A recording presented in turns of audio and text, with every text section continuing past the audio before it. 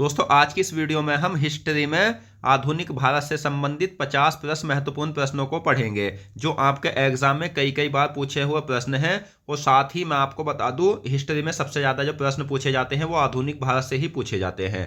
और एक चीज़ मैं और आपको विशेष बता देता हूँ कि स्टूडेंट के लिए समय की काफ़ी ज़्यादा कीमत होती है, तो मैं अपनी वीडियो में कम समय में ज़्यादा से ज़्यादा प्रश्नों को ही रखूँगा, इधर उधर की कोई बात न करूँगा, क्या ताकि कोई समय बर्बाद न हो। और मैंने जितने भी क्वेश्चन हैं उन्हें, जो भारी से भारी क्वेश्चन यानी हार्ड से हार्ड क्वेश्चन भी है, उन्हें बहुत साधारण तरीके से रखा है ताकि आप एक एक प्रश्न को अच्छे से समझ सको। तो बने रहिए वीडियो के अंत तक। तो हमारा जो फर्स्ट क्वेश्चन है वो है, अभिज्ञान शाकुंतलम का अंग्रेजी में अनुवाद किसने कराया था? तो अभिज्ञान शाकुंतलम का जो अंग्रेजी में अनुवाद कराया था वो कराया था विलियम जोन्स ने। विलियम जोन्स ने अभिज्ञान शाकुंतलम का अंग्रेजी में अनुवाद कराया था।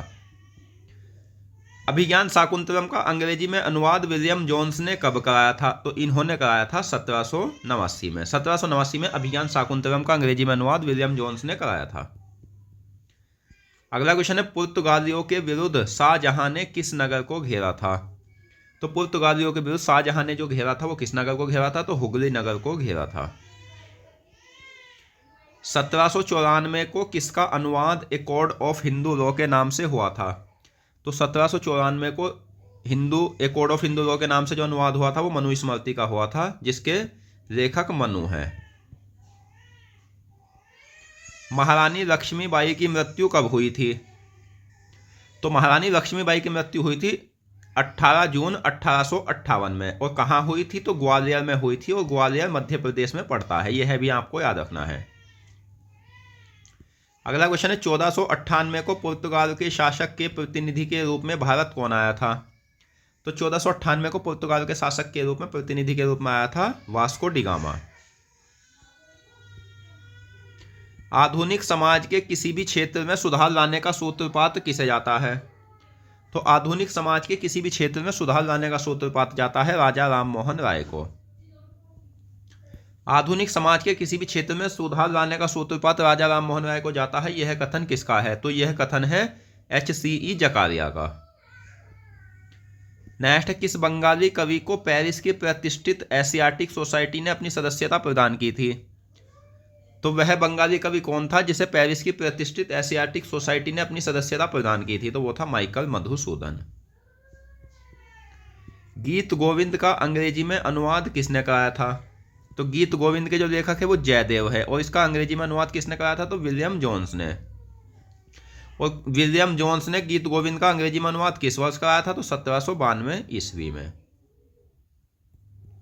अगला क्वेश्चन है, भारत में यूरोप वासियों के आने का क्रम क्या था? तो भारत में सबसे पहले तो आए थे पुर्तगाली, इनके बाद आए थे डच, इनके बाद आए थे अंग्रेज, फिर डेनिश आए थे, फिर आए थे फ्रांसीसी। तो भारत में यूरोप वासियों के आने का क्रम ये था, और ये भी क्रम एग्जाम में पूछा हुआ है।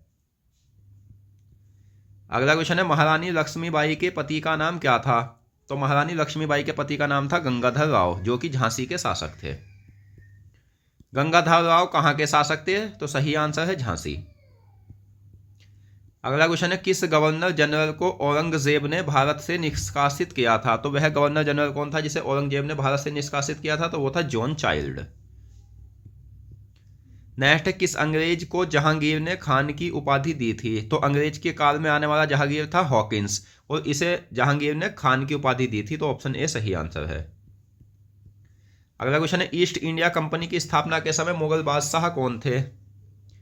तो दोस्तों, ईस्ट इंडिया कंपनी की स्थापना 31 दिसंबर 1600 ईस्वी में महारानी एलिजाबेथ प्रथम ने की थी। उस समय मुगल शासक थे अकबर। भारत में सबसे ज्यादा अंग्रेजों का विरोध किसने किया था? तो भारत में सबसे ज्यादा अंग्रेजों का विरोध किया था मराठों ने। भारत में विदेशी कितने भागों से प्रवेश कर सकते थे? तो भारत में जो विदेशी थे वे 2 भागों से प्रवेश कर सकते थे, एक तो स्थल मार्ग था, दूसरा समुद्री मार्ग। उत्तर पश्चिम सीमा को पार करके कौन सा मार्ग था? तो स्थल मार्ग था।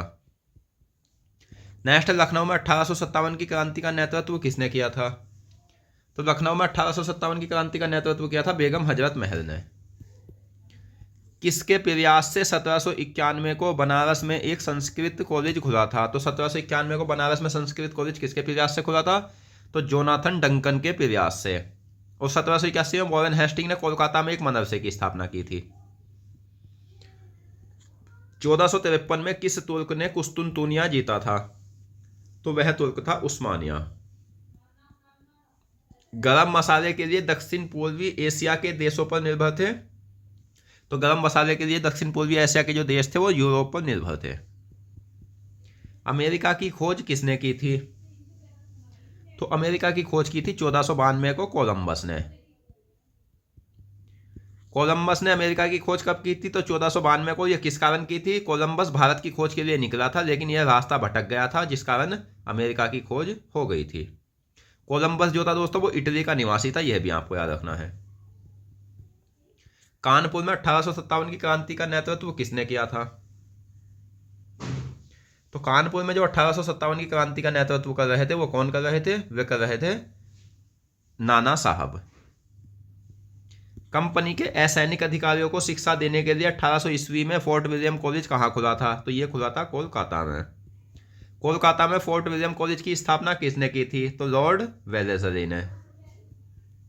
अगला क्वेश्चन, लॉर्ड वेलेस्ली ने कोलकाता में फोर्ट विलियम कॉलेज की स्थापना कब की थी? तो इन्होंने की थी दोस्तों 1800 ईस्वी में। पुर्तगाली दूत कैब्रॉल किसके समय भारत आया था? तो पुर्तगाली दूत कैब्रॉल जो था ये किसके समय भारत आया था? तो ये अकबर के समय भारत आया था। नाना साहब किसके पुत्र थे? तो नाना साहब जो थे बाजीराव द्वितीय के पुत्र थे। अगला क्वेश्चन है, कुंवर सिंह की मृत्यु के पश्चात 1857 के विद्रोह का नेतृत्व किसने किया था? तो कुंवर सिंह की मृत्यु के बाद बिहार में 1857 के विद्रोह का नेतृत्व किया था अमर सिंह ने। दोस्तों अगर आपको यह वीडियो पसंद आ रही है तो प्लीज़ वीडियो को लाइक करो, साथ ही हमें कमेंट बॉक्स में बताएं कि आपको यह वीडियो कैसी लगी, और हमारे चैनल को सब्सक्राइब भी करें और बेल आइकन पर क्लिक करें ताकि आने वाली सभी वीडियो की नोटिफिकेशन आप तक पहुंच जाए। और मैं आपको बता दूं कि कंपटीशन में जितने भी सब्जेक्ट पूछे जाते हैं मैं सभी को संपूर्ण पढ़ाऊंगा, संपूर्ण प्रीवियस के साथ और संपूर्ण कई किताबों का अध्ययन करने के बाद। और दोस्तों मैं कोई भी अधूरा सब्जेक्ट आपको नहीं पढ़ाऊंगा। नेक्स्ट, तात्या टोपे किसके सेनापति थे? तो तात्या टोपे जो थे ये नाना साहब के सेनापति थे। ब्रह्मा समाज के सिद्धांतों का विरोध करने हेतु धर्म सभा का आयोजन किसने किया था?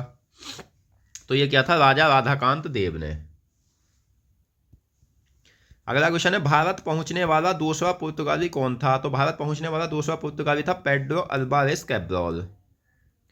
पेड्रो अल्वारेस कैब्रॉल किस वर्ष भारत आया था? तो यह था 1500 ईस्वी में, जब वास्को डी गामा लिस्बन लौट गया था तो उसके बाद ये आया था।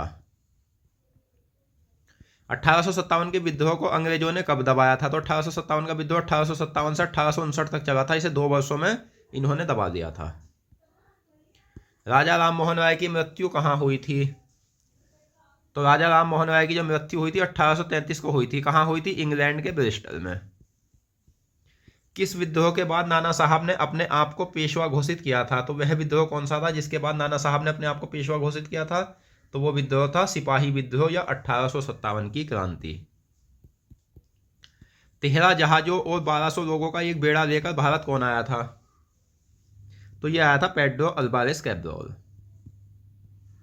किस कॉलेज में अंग्रेजी हिंदुस्तानी कोर्स और हिंदुस्तानी व्याकरण पुस्तकें प्रकाशित हुई थी? तो ये हुई थी कोलकाता में जो स्थित है फोर्ट विलियम कॉलेज, जिसकी स्थापना लॉर्ड वेलेस्ली ने कराई थी। अफ्रीका का अंतिम किनारा किसे कहा जाता है?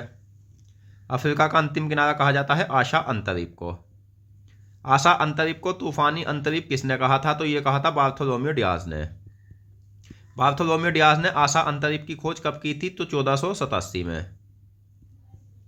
अगला क्वेश्चन, किसने अपने आप को बहादुर शाह के गवर्नर के रूप में मान्यता दी है? तो अपने आप को बहादुर शाह के गवर्नर के रूप में मान्यता दी है नाना साहब ने।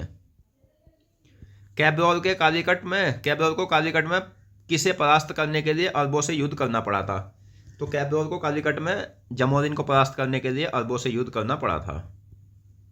वास्को डी गामा किसकी सहायता से 17 मई 1498 को गुजरात के कालीकट बंदरगाह पर पहुंचा था?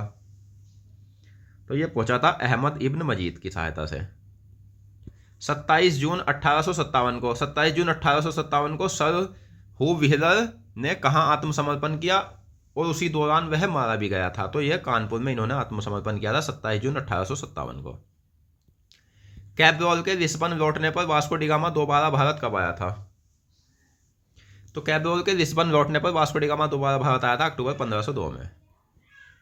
कप्पक डाबू यानी कालीकट पहुंचने पर वास्को डी गामा का स्वागत किस हिंदू शासक ने किया था? तो इनका स्वागत किया था जमोरिन ने।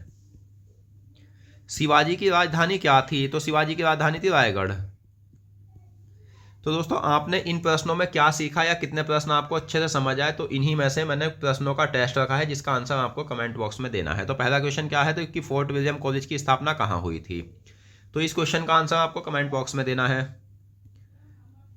तो दोस्तों आज की इस वीडियो में हमने हिस्ट्री में आधुनिक भारत से संबंधित महत्वपूर्ण प्रश्नों को पढ़ा और मैं आशा करता हूँ क्वेश्चन आपको अच्छे से समझ आ गए होंगे। तो मिलते हैं नेक्स्ट वीडियो में। धन्यवाद।